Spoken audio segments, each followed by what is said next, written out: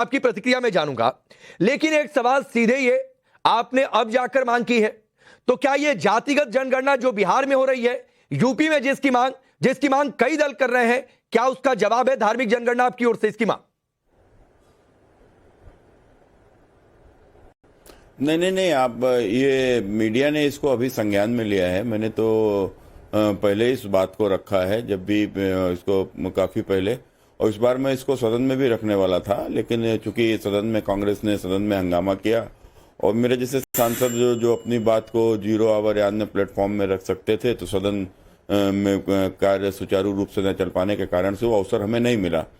तो इसको हमने गृह मंत्री जी को लिखा। उसका कारण मेरा मुख्य यही है कि अभी जिस प्रकार से हमने देखा कि राजनीति के चलते हुए कि जाति जनगणना की मांग उठ रही है, और ये जाति जनगणना की मांग उठाने वाले कौन लोग हैं? ये जाति जनगणना की मांग उठाने वाले वो लोग हैं जो सत्ता में रह चुके हैं, और जो सत्ता में रहे तब इनको कभी ये जाति की जनगणना याद नहीं आई।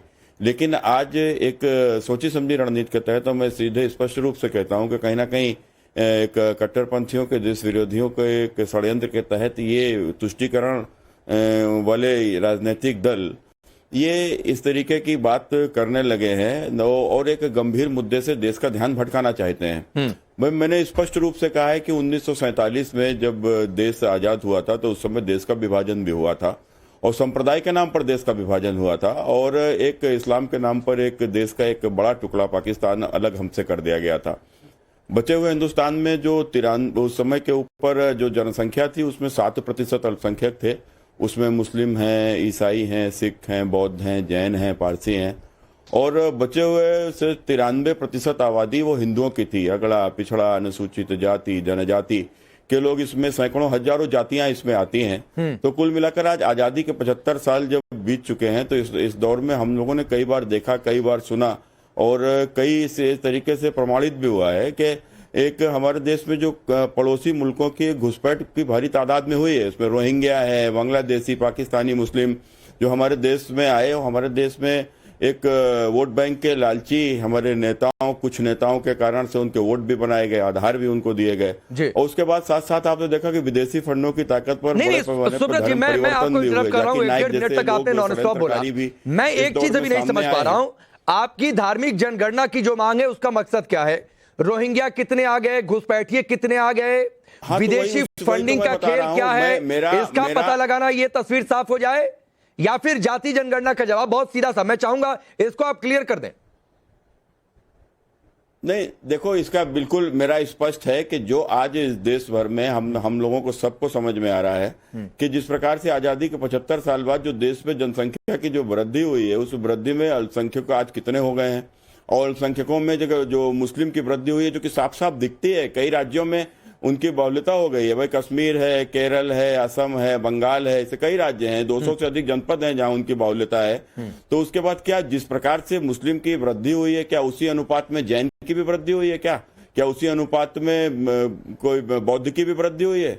उसी अनुपात में क्या सिख की भी वृद्धि हुई है? और ये वृद्धि यदि अगर इन लोगों की हुई है तो क्या ये अल्पसंख्यक के दर्जे से इनको बाहर होना चाहिए क्या?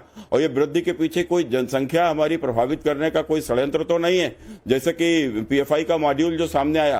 तो ये बहुत सारे कारण है। तो मैंने इसीलिए लिखा कि अगर जो लोग इस देश में जाति जनगणना की मांग कर रहे हैं उनको पहले ये जनगणना की मांग करना चाहिए। पहले इस देश की डेमोग्राफी को तो समझें कि हम 93% जो हम लोग थे इस देश के हिंदू समाज, वो आज घटकर कितने प्रतिशत रह गया है। तो ये भी चीज तो समझ में आएगी ना। ठीक है, मैं समझ गया सुब्रत जी। मैं चाहूंगा सर आप हमारे साथ लगातार बने रहेंगे, बीच बीच में मैं आपके पास आता रहूंगा।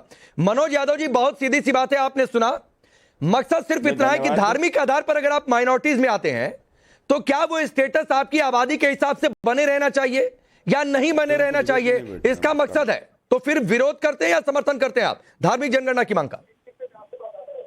देखिए, हर 10 साल पे जाति जनगणना होती है देश में, तो उसपे तो सब कुछ क्लियर हो जाता है। उसमें तो पता चल जाता है कौन से धर्म का आदमी कितने प्रतिशत है। वो जनगणना होती क्यों है? और ये सांसद भी कैसे सांसद बन गए? ये चिट्ठी इसीलिए लिखे थे क्या? इसलिए लिखे थे राकेश पांडे चिट्ठी की इनको इतना तक इल्म नहीं है कि 10 साल में जब जनगणना कराई जाती तो उसमें ये पता चल जाता है सबको कि कौन कितने नंबर पे कितने प्रतिशत है इस देश में। अब ये नया क्या ले आए? हाँ, हम लेके आए थे जाति जनगणना जो कि बीजेपी आरएसएस के लोग ये लगातार कह रहे हैं कि बैकवर्ड में अमुक जाति ज्यादा आरक्षण का लाभ ले रही है, बैकवर्ड को तो आरक्षण मिल चुका है, इनका डेवलपमेंट क्रीमी लेयर से ऊपर आ गए हैं। तो हम इसलिए जाति जनगणना कराना चाहते हैं कि कोई जो आप जनता के बीच में, वर्ग के बीच में जो आप विभेद पैदा करने का प्रयास कर रहे हैं, उसको हम खत्म करने के लिए ला रहे हैं कि भैया देख लो कौन कितनी संख्या है, किसको कितना अधिकार मिल रहा है।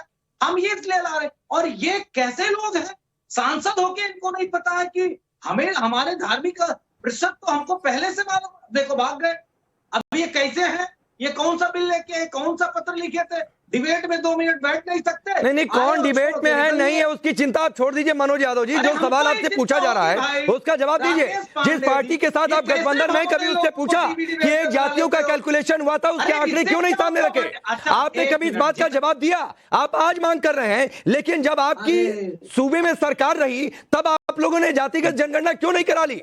आज विपक्ष में तो आप लोग मांग कर रहे हैं, आप खुलकर नहीं बोल रहे हैं कि ठीक है धार्मिक जनगणना भी करा लो अलग से। तो हमें खुल के बोलने तो दो राकेश पांडे। मैं बोलना ही दे रहा हूं, हमारी नस नहीं दब रही है कहीं।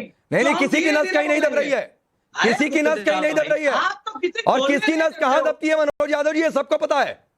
अच्छा चलो मैं बताता हूँ। अरे आप बड़े अच्छे इंसान हो, आपको मैं बता दे रहा हूँ। अभी उन्होंने कहा कि रोहिंग्या मुसलमान आ गए, इन्होंने कहा कि तमाम सारे जो हमारे बॉर्डर हैं वहां से लोग अंदर तो आ गए। आपकी नस क्या रोहिंग्या मुसलमानों पर जाके दबती है क्या? हो गया सवाल आपका?